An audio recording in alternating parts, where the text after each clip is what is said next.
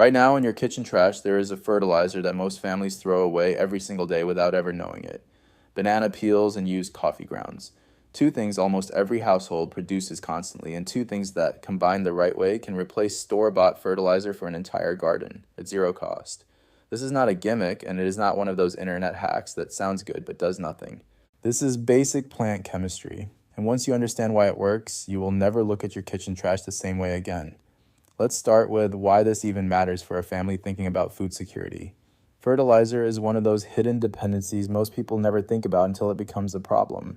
You can have the best garden in the world, but if you are relying on a bag of commercial fertilizer from the store to keep your soil productive, you have simply moved your dependency from the grocery store to the garden center.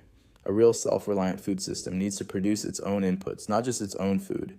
And it turns out your family is already producing one of the best fertilizer combinations available every single week without even trying. Let's talk about banana peels first. A banana peel is loaded with potassium along with smaller amounts of phosphorus, calcium, and magnesium.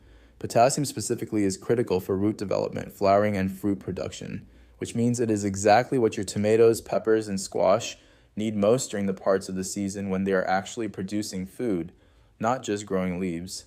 Commercial fertilizers isolate and concentrate potassium into a synthetic form and sell it back to you at a markup.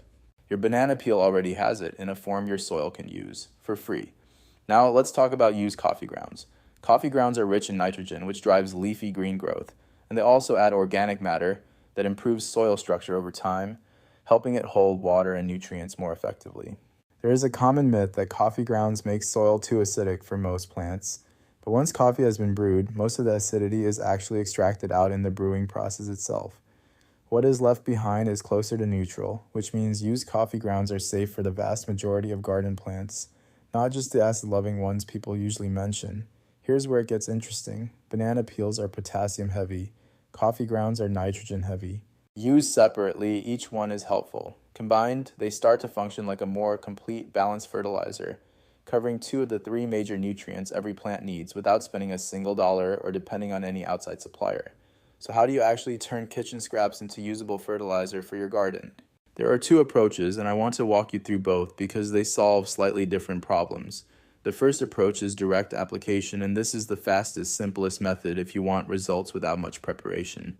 Chop banana peels into small pieces and bury them directly a few inches deep near the base of your plants, close enough that the roots will eventually reach them as they break down. Sprinkle used coffee grounds thinly across the soil surface around your plants, then lightly work them into the top layer of soil.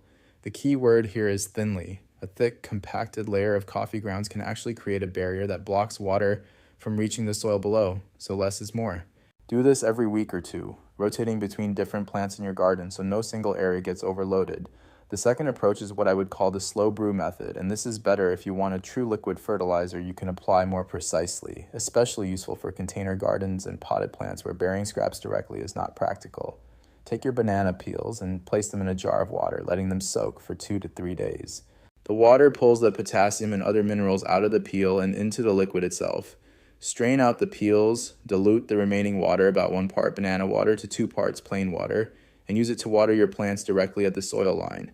For the coffee grounds version, the process is similar. Steep used coffee grounds in water overnight, strain them out, and you have a mild, nitrogen-rich liquid you can apply the same way. Some families combine both liquids into a single watering can, giving their plants a simple, homemade version of a balanced feed, built entirely from what would otherwise have gone into the trash. I want to be honest about the limitations here because overselling this would go against everything this channel stands for. This method is not a complete replacement for healthy soil built through composting, crop rotation, and good organic matter over time. Think of it as a supplement, not a foundation. It works best as an ongoing boost layered on top of soil that is already reasonably healthy, not as a rescue plan for soil that has been completely depleted, and it will not fully replace phosphorus, which plants also need in smaller amounts. So if you notice weak root development or poor flowering despite using this method, you may need to look at other free phosphorus sources like bone meal from kitchen scraps or wood ash from a safely burned fire. That said, for the vast majority of home gardens, especially the kind of small space family-focused setups we talk about on this channel, this single habit can meaningfully reduce or even eliminate your dependency on store-bought fertilizer over time. And that matters more than it sounds like on the surface. Every dependency you remove from your food system is one less point of failure if supply chains, prices, or availability ever become unreliable. A family that can keep its own soil fed, using nothing but what it was already throwing away, has quietly closed one more gap between itself and the outside systems it does not control. Start this week. The next time you finish a banana or brew a pot of coffee, do not throw the scraps away. Bury the peel near a hungry plant. Sprinkle the grounds thinly across your soil. It costs you nothing. It takes less effort than actually taking out the trash, and within a few weeks, you will start to notice the difference in how your plants respond. This is exactly the kind of small, quiet habit that adds up over a season. The kind of thing that does not look dramatic on camera, but genuinely changes how self-sufficient your garden actually is. If this is the first time you have thought about your kitchen trash as a resource instead of waste, you are not alone, and you're exactly the kind of person this channel is for. Try this week with whatever you already have on hand and let me know in the comments how your plants respond. Until next time, stay ready, stay growing, and keep your family fed.